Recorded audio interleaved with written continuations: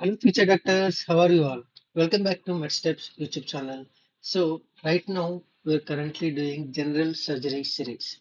So, today we are going to discuss a very common yet often misunderstanding anorectal condition seen in both outpatient clinics and surgical practice, hemorrhoids, also known as piles. So, myself, I'm Dr. Anand.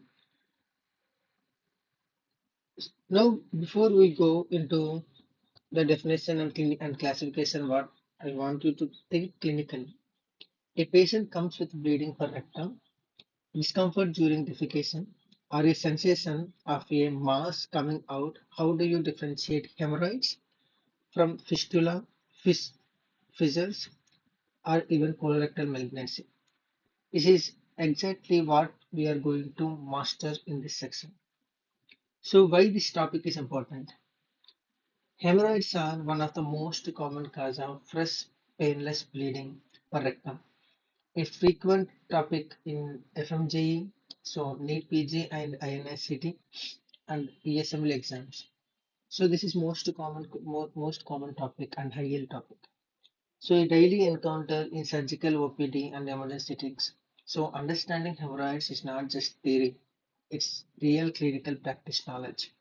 So what we will cover in this lecture means in today's section we will go step by step from basics to surgery like anatomy of anal cushions and hemorrhoidal cushions and little pathophysiology and classification and clinical features and some complications and diagnosis and how to manage it. Okay, so these are the things today we are going to learn in this lecture. So first of all, if any topic, if you are doing means, first of all, you have to understand how that topic came and that history background, how that name came. So we have to know that thing before. So if you're seeing here, this is the history background. The hemorrhoids name came by the term came by it's like Greek name. It came by Hyma. Hyma means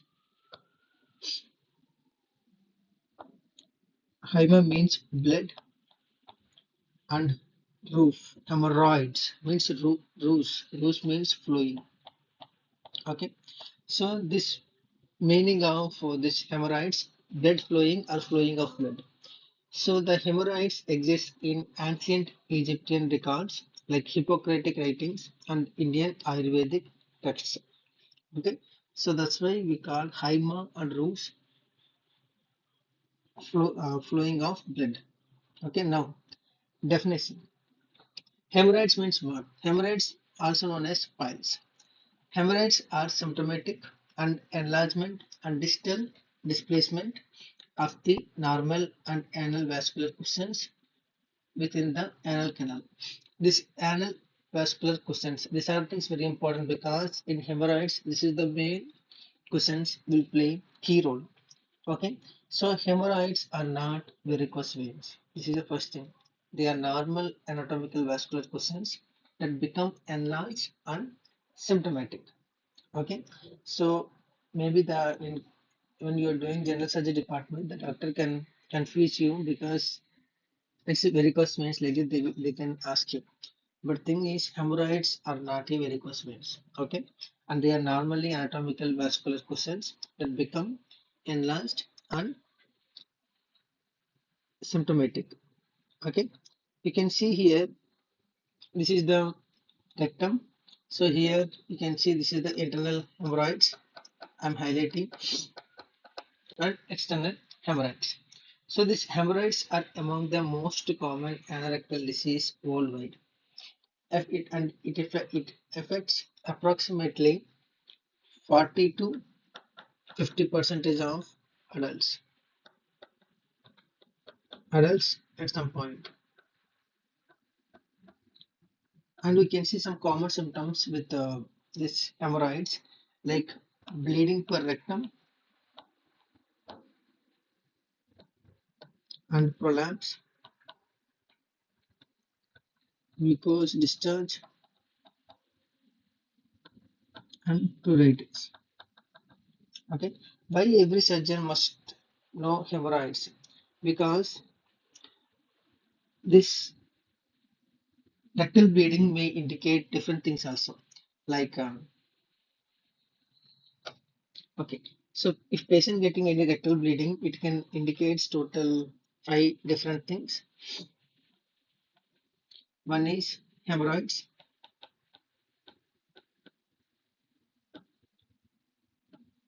Next one, colorectal cancer.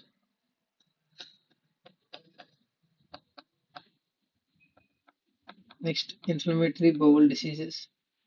Next one, rectal prolapse or rectal polyps. Okay, never assume all rectal bleeding is hemorrhoids because we have the bleeding, the painless bleeding can be mixed with different things. So that's why we have to know properly. So whenever in exam point of view, these are the high yield exam points, that is internal hemorrhoids occurs above the dentate line. Now where is dentate line? Okay, you can see here this is the dentate line. I'm marking in this picture. Okay, this is the dentate line. And if any hemorrhoids inside the dentate line, then we call that is internal hemorrhoids. If any hemorrhoids outside of the dentate line, we call that is external hemorrhoids. So these internal hemorrhoids are painless, and these external hemorrhoids are will become thrombosed. Because of thrombosed, the patient will get more painful. Okay, next we can see some classical presentation. You can see here, this is the classical presentation. You can see here in classical presentation, we can see the mostly hemorrhoids in 3, 7, 11, 11 o'clock. Okay, and we can see this blood. The patient, if any patient coming with hemorrhoids, we have to say that painless bleeding is the hallmark. And grade 3 hemorrhoids requires manual reduction, and grade 4 hemorrhoids are irreducible. Okay. Now, if you are seeing surgical anatomy, you can see here, this is the anal canal. Okay. The anal canal length will be like approximately 4 centimeters.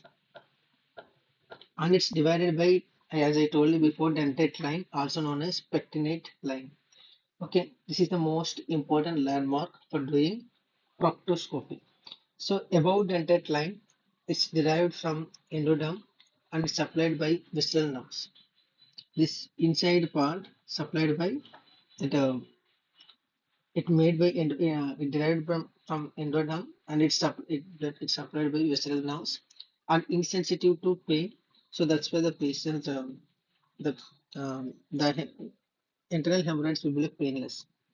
So below dentate line means here, below dentate line, and it's supplied by rectal nerves, and it's derived from ectoderm. Okay, so it's highly pain sensitive, and therefore external hemorrhoids are very painful. So here we can see some hemorrhoidal cushions. So mostly we can see hemorrhoidal cushions in this area. So this hemorrhoidal cushions have total 3 peripheral cushions. So this first one, left lateral. This left lateral, we can see 3 o'clock. Next one, right posterior means 7 o'clock. Next one, right anterior means 11 o'clock. So whenever we are seeing this type of hemorrhoidal cushions, we have to bring, when we can see this position and everything, the position and everything, when patient in lithotomy position, when patient in lithotomy position. This corresponds to major terminal branches of hemorrhoidal vessels. That's why we call that is hemorrhoidal cushions. Okay. So next one we can see here. Okay. This is dentate line. Inside the dentate line we call internal hemorrhoids. Outside the dentate line we call external hemorrhoids. And this is dentate line, also known as pectinate line. And we can see from here a patient getting bleeding, so we call that is rectal bleeding. Okay, and where I can find the cushions? These are the cushions. Okay, good. So now blood supply of rectum. So you can see here there is superior rectal artery and middle rectal artery and inferior rectal artery. So these are the artery supply for rectum. Okay. Then after this is the main artery superior rectal artery branch of inferior mesenteric artery. Okay. Next one we can see middle rectal artery branch of iliac artery. Then after internal iliac artery. Then after we can see inferior rectal artery branch of um, internal pudendal artery. Okay. So this is the blood supply of um, rectum. Okay. So next we can see here this is the veins. In veins we can see internal plexus we call above dentate line and external plexus that is below dentate line. Okay, so these are the things. This is external dentate line, above dentate line. This is below dentate line. So next we can see here that is lymphatic drainage. Lymphatic drainage. Above dentate line we can see iliac nodes. Internal iliac nodes. Okay, below dentate line we can see superficial lymphatic inguinal nodes. Okay, so these are the main lymphatic drainage you can see in anatomical structure of the rectum. Next, we can see here nerve supply. In nerve supply, we can see in internal hemorrhoids will be like vessel innervation. Okay, so we can see inferior rectal nerve. Along with that, we can see inferior hypogastric plexus. So these are the main nerves. In internal, the patient will be like internal hemorrhoids means the patient have visceral innervation. Visceral innervation. So that's why the patient will be like insensitive. The patient will get insensitive to pain, temperature, and touch. Next, in external hemorrhoids, the innervation will be like somatic. Somatic innervation. That's why the patient will get extremely painful with thrombose when it's thrombosed. Okay. So next, we can see here. This is the important surgical landmark because of this dentate line. Okay, so this dentate line and internal sphincter and external sphincter and anoderm. So this structures at risk during surgery because internal sphincter and external sphincter and aral mucosa and excessive excision may cause stenosis and incontinence. Okay, so these are the things. Now you can see here this is the physiology. In physiology, you can see some anal cushions. These anal cushions, the main function of anal cushions is like normal anal cushions contributes approximately like 15 to 20 percentage of resting continence. Okay, and its main function is it fine its fine continence control and gas control and mucosal sealing. Okay, when hemorrhoids develops, these anal cushions are anchored by ridge muscle. Okay, so what it means? Okay, so you can see here this is the ridge muscle. So whenever the anal cushions are anchored by ridge muscles and some connective tissue septum, with age this support will become weak. The ridge muscle with age it will become weak. So because of the thing, what will happen? We can see the anal cushions will come outside. Okay, because of that ridge muscles and everything will become weak. So because of the thing, so it will come outside. Okay, it will become bulge like this. Okay, then we call that is hemorrhoids. So now etiology means causes, the main causes of hemorrhoids. So first of all, the patient have chronic constipation. So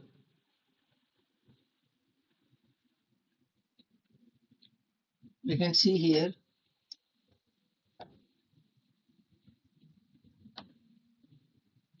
no cause of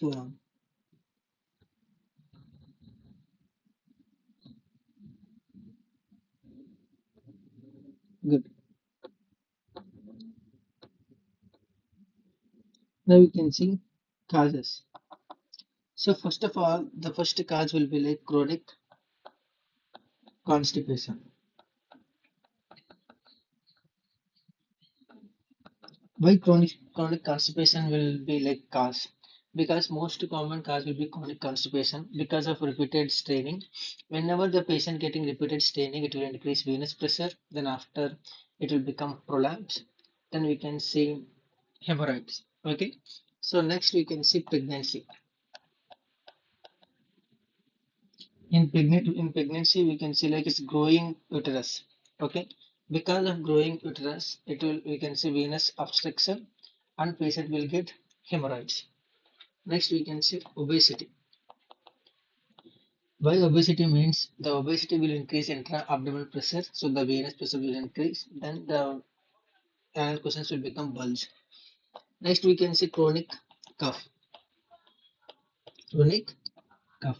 How this chronic cough? If any patient have COPD or asthma, because of coughing long time, the patient will get increasing abdominal pressure. Next one, heavy weightlifting. Heavy weightlifting because of whenever the patient lift weights, they will do straining. Because of the straining, we can see Valsalva maneuver. So this Valsalva maneuver will increase abdominal pressure. Next, we can see prolonged sitting. Prolonged sitting, especially toilet sitting. Okay. So these are the things will cause hemorrhoids. Okay. So these are the hemorrhoids, mucosal prolapse. External view, it will look like this.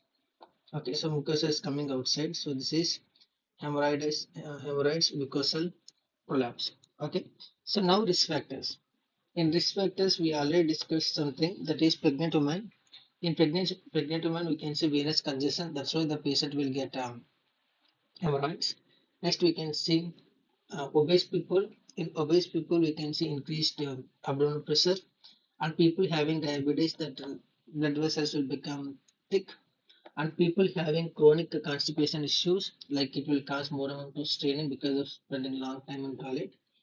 People who sit for long hours, whenever they are sitting long hours, they are pressing the cushions. Okay, so that's why. Next, old age people will get the ridge muscle weakness. Family history, if any patient have made same to same body structure, they will get. So that's why they are going to get common condition. People with chronic cough. If any patient have chronic cough, they are increasing more amount of intra-abdominal pressure. So that's why uh, they will get this type of things. Next one, people have high blood pressure. So this is the risk factor. Next one, people who lifting heavy weights. So whenever they are lifting heavy weights, we have to suspect patient doing repeated Valsalva maneuver. Okay, and chronic diarrhea also can cause. It's chronic diarrhea also one of the risk factor of the hemorrhoids. Okay, next one, pathogenesis. How this hemorrhoids are happening. Okay, so first of all, we have normal anal cushions. So this normal anal cushions, whenever they are getting age and because of staining activity, we can see degenerative support tissue. So the tissue is not going to give any support. Which tissue? The ridge muscle and surrounding that muscle. Okay, and then what will happen? In downward displacement will happen. In that blood vessels, we can see venous congestion. Why I'm telling about this venous congestion everything, because I already told hemorrhoids is not a varicose veins. The blood vessel will be normal. but the cushion will get downward displacement. So the venous congestion we can see, and it will become enlargement. Then after we can see prolapse. Then after bleeding, then it will be like symptomatic hemorrhoids. So this repeated trauma, like repeated straining, repeated intra-abdominal pressure, repeated constipation issues, and defecation, okay, and hard stool. So these are the things will cause like repeated trauma, and it will cause inflammation. Then after, because of inflammation, the blood vessels will become dilate, and we can see the mucosa will become prolapse, and it will cause hemorrhoidal disease. So this is the pathogenesis. Okay, so next one, in pathology, we have one important thing, that is, yeah. So in pathology, we have one important thing, that is, we can divide these hemorrhoids into two different parts. Okay, so this hemorrhoids we can divide into two different parts. One is internal, second one external. Internal hemorrhoids and external hemorrhoids. So this internal hemorrhoids, you can see that is like, we can see bluish red mucosal cushions, where we can see above dentate line. Okay, and external hemorrhoids will be like covered by anodem, and we can see below dentate line. Okay, so if you're seeing any histological structure, we can see like it shows dilated vascular sinusoids and connective tissue degeneration and smooth muscle fragments. Okay, so next, now we have one classification, we call classification of internal hemorrhoids. So the internal hemorrhoids will look like this. So first one, grade 1 hemorrhoids. In grade 1 hemorrhoids, these are the mildest form of these are the mildest form of located inside the rectum and without protruding outside anus. They typically cause minimal pain but may result in some rectal bleeding and itching. You can see here the hemorrhoids will be like internal above the ductate line. This is the pectinate and ductate line. Okay, so in internal hemorrhoids, it will look like this in externally. Okay, along with that, we can see here in grade 2, the patient will get prolapse. This type of prolapse, the patient will get prolapse during defecation. Okay, but it will reduce but it will reduce spontaneously. So that is grade 2. Next one, grade 3. In grade 3, we can see the hemorrhoids requires manual detection. Okay, so when the patient will feel like something is bulging coming out, so they will do manually, they will detect, they will reduce. So that thing we called grade 3 hemorrhoids. So next we can see grade 4.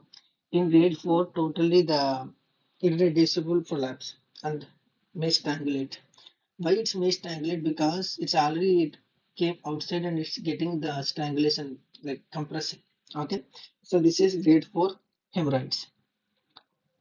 Next, we have some clinical features. The patient, whoever have hemorrhoid, the most common symptom will be like a bright red, painless blood you can see, and after defecation. Okay, so this is the main um, hemorrhoids symptoms, bleeding. Second one, prolapse. The prolapse will like feeling of mass coming out. Next one, you can see mucous discharge. It causes irritation. Next, we can see pruritus ani. So the patient will get um, itching, perianal itching they will get. Okay, because that is grade 1. Next, we can see external hemorrhoids. In external hemorrhoids, usually asymptomatic unless thrombosed, then it will, if it's unless it's like thrombosed, then it will cause more severe pain. Okay, so if you're seeing here, for example, when I'm doing general surgery department, that time when patient came, 45 years old male patient reports that I passed bright red blood after stool, passing, but I have no pain. Then I thought the patient have internal hemorrhoids because painless, right? That's why.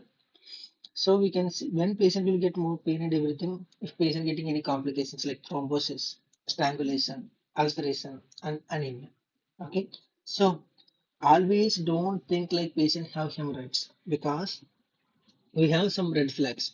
This red flags denote something else. That is, whenever patient getting weight loss and altered bowel habits, and patients have any family history of colon cancer and iron deficiency, then what we have to suspect the patient have colorectal cancer.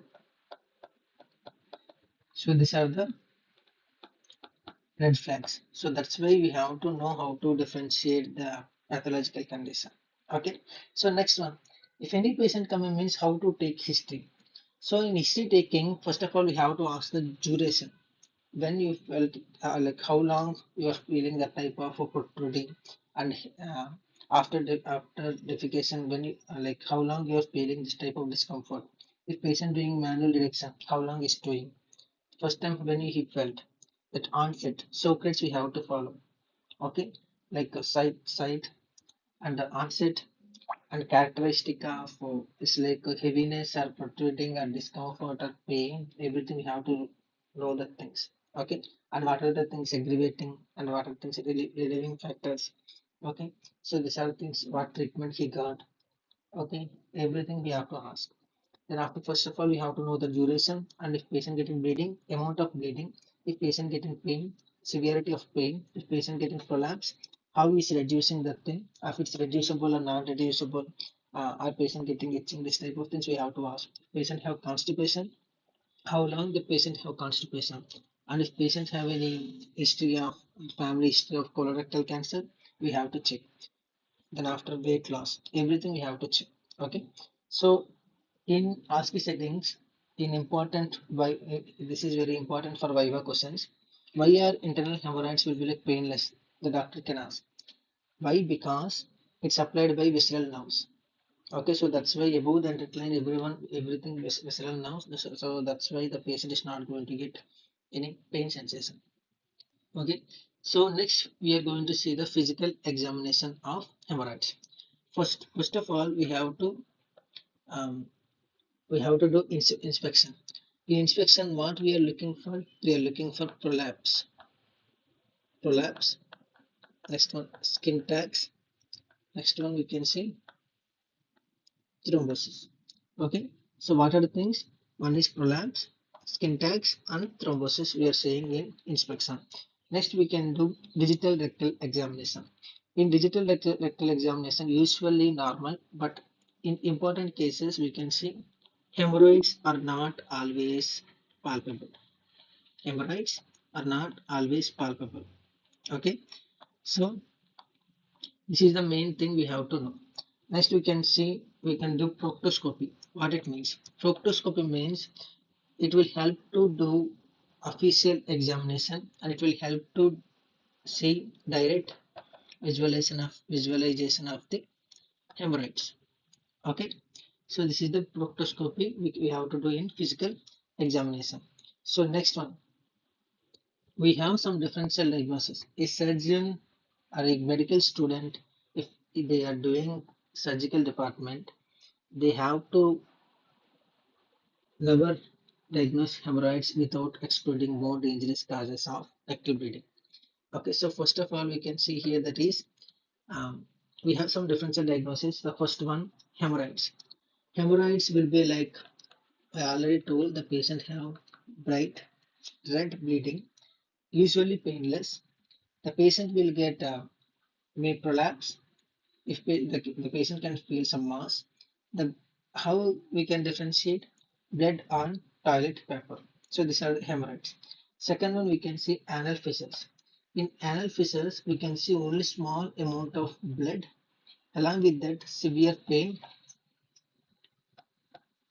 Okay, and prolapse we can't see and patient will get painful defecation. Painful defecation. So that is anal fissures. Next we can see fistula in ano means anal fistula. This anal fistula, we can see the bleeding will be like rare, but pain will be like mild pain we can see, and prolapse we can't see anything, but we can see external opening. Okay, external opening, and the patient, the key features will be like the patient will tell like I'm getting some discharge, so urinary discharge. So that is anal fistula. Next we can see rectal prolapse. In rectal prolapse, the bleeding will be like mucous bleeding, and usually that pain, if you are saying, means usually painless. And the prolapse, this is a very important point. In rectal prolapse, we can see circumferential prolapse, we can see. Okay, and concentric folds also we can see. This is the main key features. Then we can suspect patients have rectal prolapse. Next, we can see rectal cancer. In rectal cancer, will be like it's variable, so no bleeding. Maybe it will sometimes it will cause bleeding also in severe cases. The pain will be like they will get in late symptoms, and the prolapse possibly we can see because of heaviness, because of cancer mass, and key feature will be like patient 100% present with weight loss. So this is rectal cancer. Next, we can see ulcerative colitis. In ulcerative colitis, we can see bloody diarrhea. We can see bloody diarrhea, and you can see cramping type pain patient will get, and prolapse will be like no prolapse. The patient will get chronic diarrhea. Next, we can see diverticular bleeding. In diverticular bleeding, uh, the patient will get massive bleeding. We can see massive bleeding and no pain. Okay, and mostly we can see this diverticular bleeding in elderly patients. So these are the differential diagnosis. One is hemorrhoids, anal fissure and anal fistula, rectal prolapse, rectal cancer and ulcerative colitis, and diverticular bleeding.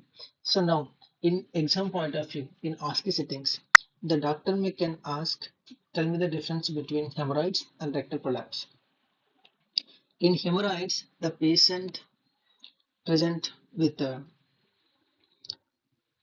patient present with radial folds. In rectal prolapse, the patient present with like this concentric circular folds. This is an extremely common OSCE and NBME questions, so that's why I mentioned here. Okay, so now investigation. In investigation, we can do some bedside investigation. That is first one, proctoscopy. Why we have to do proctoscopy? Most important of is investigation, and it allows visualization of internal hemorrhoids and degree of collapse and bleeding points. Next, we can do laboratory test. First one, CBC. What you are suspecting in CBC? One is anemia because especially chronic bleeding can cause anemia. Next one, stool occult blood. Sometimes we perform if you are suspecting any organisms or any other causes. Next, we can do coagulation profile. For doing before surgery, coagulation profile is very important. Next, we can do endoscopy. In endoscopy, for ruling out another causes, like we have to do flexible sigmoidoscopy for younger patients. Okay. Next one, colonoscopy. When this colonoscopy is mandatory, if patient age greater than 45 to 50 years, weight loss, and patient already have family history of colorectal cancer and altered bowel habits. So if patient have this thing, then we have to 100% we have to do um, colonoscopy. So never attribute this bleeding to hemorrhoids without excluding malignancy when indicated. Okay. So because of these things, we have to do colonoscopies for ruling out the malignancy. So next we can see the imaging. In imaging is usually not required, but if you are suspecting any other causes, then you have to do. So first image will be like endo-anal ultrasound. In endo-anal ultrasound used for sphincter assessment and recurrent disease. Or you can go with MRI pelvis. In MRI pelvis, we have to use mainly when fistula suspected and rectal prolapse and evaluation and complex anorectal pathology. Next, we can see some classification of internal hemorrhoid grading. So this internal hemorrhoid grading, we can see the grade one. Grade one will be like patient will get bleeding. Okay, only patient will get bleeding and some itching. This type of discomfort patient will get. Whenever the patient is getting, then we have to do conservative management. We will discuss what it means. Okay, conservative management we have to do.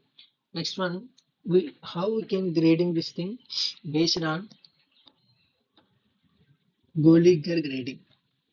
Okay, so this is the one type of grading we have Goliger grading.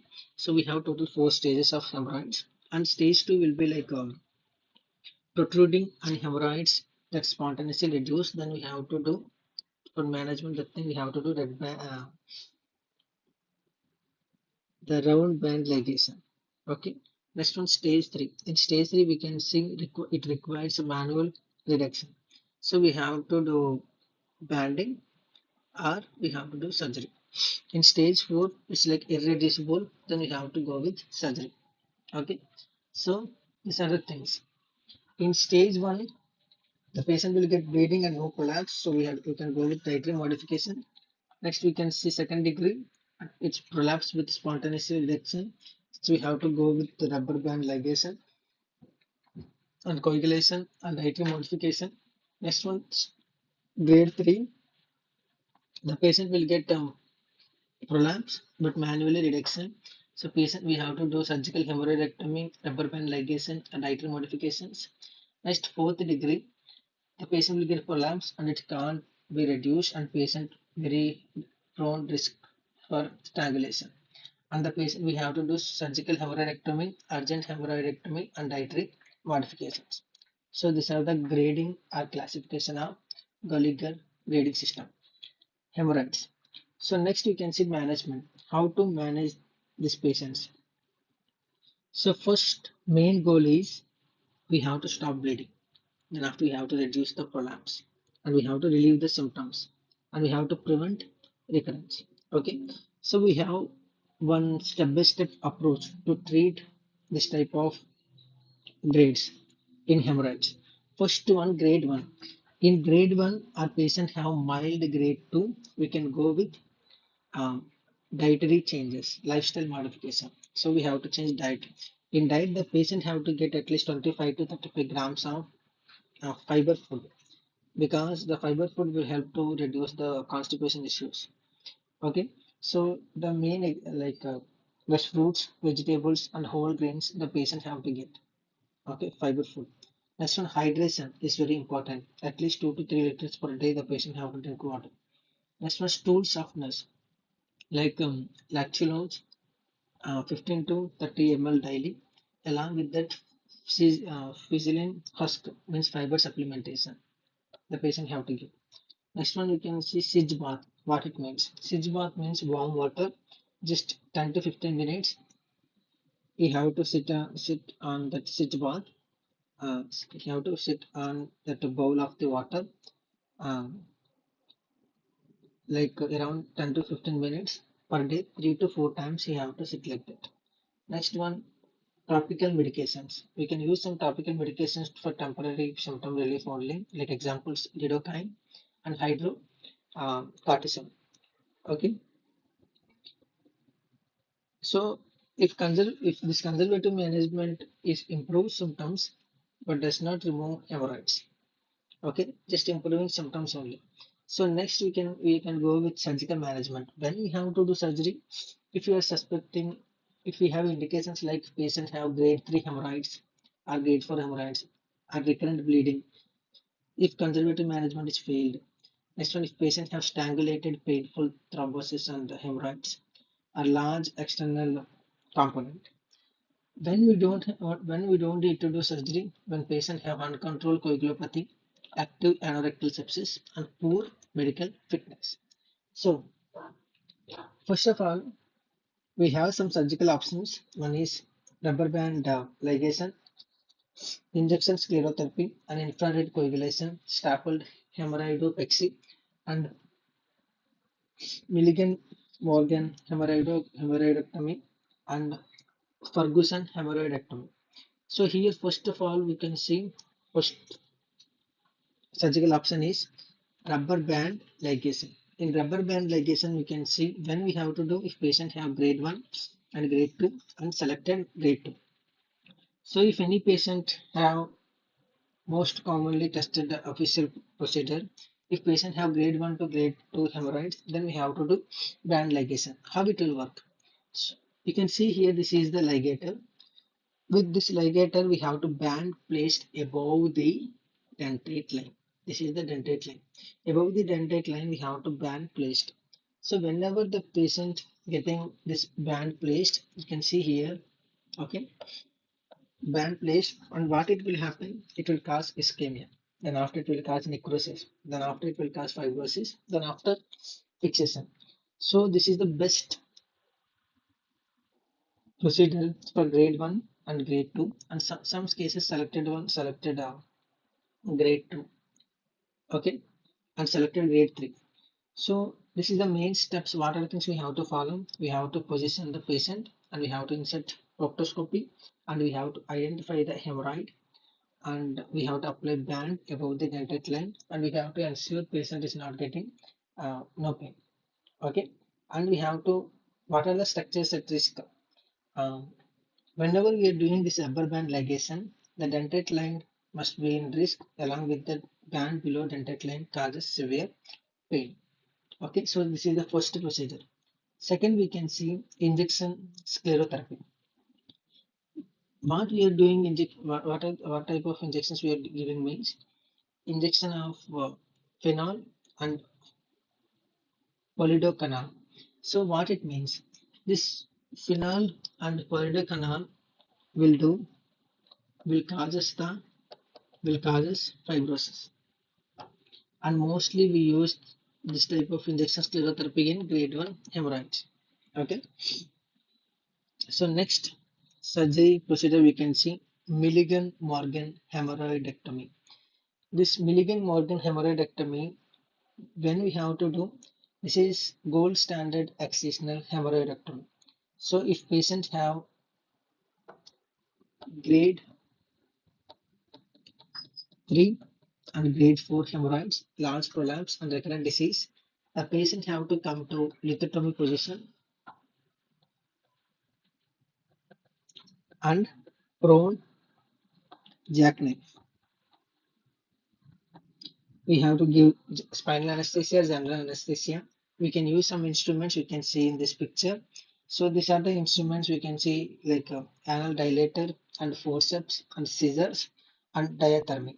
Okay, so if you are seeing this operation procedure, we have to identify the hemorrhoidal cushions. Usually more where we can see this cushions 3, 7 and 11 o'clock areas. Okay, then after we have to grasp the hemorrhoid. You can see here they are grasping the hemorrhoid. Then after we have to do incise mucocutaneous junction. Okay, so we have to do incise this mucocutaneous junction. Then after we have to dissect hemorrhoidal tissue. Then we have to take out this. We have to take out the hemorrhoidal tissue. Then after we have to ligate the vascular pedicel. Then after excise the hemorrhoids. Then after we have to leave wound open. So because of leave wound open, this uh, this Milligan-Morgan hemorrhoidectomy we call open surgery. Open hemorrhoidectomy like that you can call. Okay. So we have to excess hemorrhoids and we have to leave wound open. We call the open technique. Then after here, what are the structures is in risk while doing this surgery means internal sphincter and external sphincter can lose um, that movement and everything. So commonly errors will be like excessive tissue removal, or it can cause um, anal stenosis.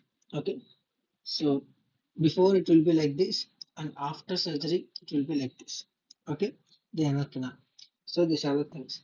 So next we can see that is Ferguson hemorrhoidectomy.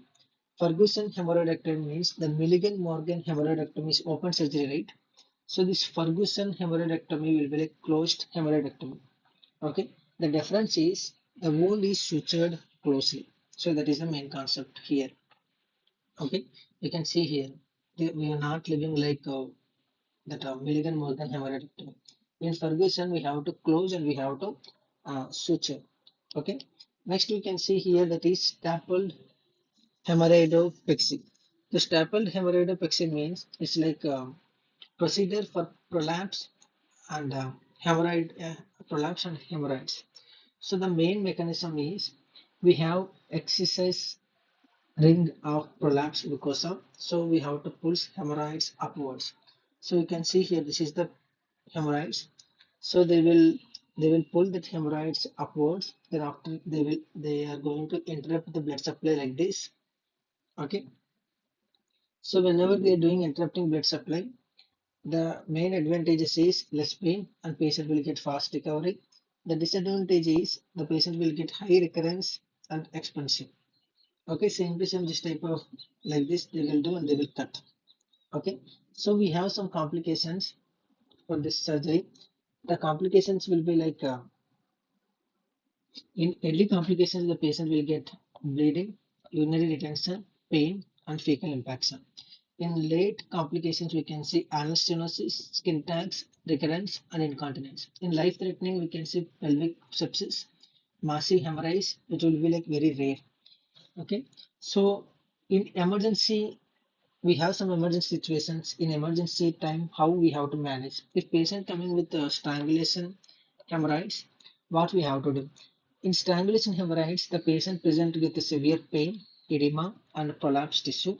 So the management will be like we can do three different types of management. One is we have to give proper pain management like analgesia. Then after we have to reduction if possible. Then after we have to do urgent hemorrhoidectomy. Okay, if necessary. So this is the thing. Next we can see massive bleeding.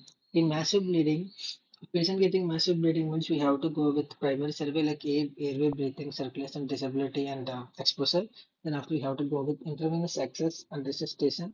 Then after hemoglobin assessment and urgent surgical reviews. So based on recent guidelines, the current recommendations like high fiber diet for all patients we have to give along with that rubber band ligation for grade 1 to grade 2. Hemorrhoidectomy means we have to go with grade 3 and grade 4. Colonoscopy, whenever you are suspecting red flags, if you are suspecting colon cancer, like 45 to 50 years old and history of uh, colon cancer and patient getting weight loss, patient getting too much bleeding, anemia. So then we have to suspect, we have to do colonoscopy for ruling out cancer, colorectal cancer, and individualized management. So these are the things. In ASCII settings, the doctor can ask examine patient with rectal bleeding like bright red blood, no pain, occasionally prolapse. So then we have to do physical examination after taking proper assessment, inspection, DRE, and proctoscopy, and we have to diagnosis the patient like internal hemorrhoids grade 2. Why grade 2? Because occasionally prolapse means spontaneously reduce. Okay. The management we have to give fiber food, diet, hydration, rubber band ligation, and some counseling. Okay. So these are the things. So next, so in last, the high yield points. What are things we discussed today? Just I want to give summary. So internal hemorrhoids are painless. External hemorrhoids are painful.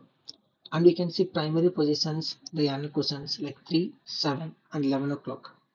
The grade 2 spontaneous reduction, grade 1 painless, the patient will get itching, grade 3 manual reduction, grade 4 irreducible, and we can see rubber band ligation like treatment of choice for grade 2, and we can see Milligan Morgan hemorrhoidectomy, that is open surgery, that is the main gold standard surgery.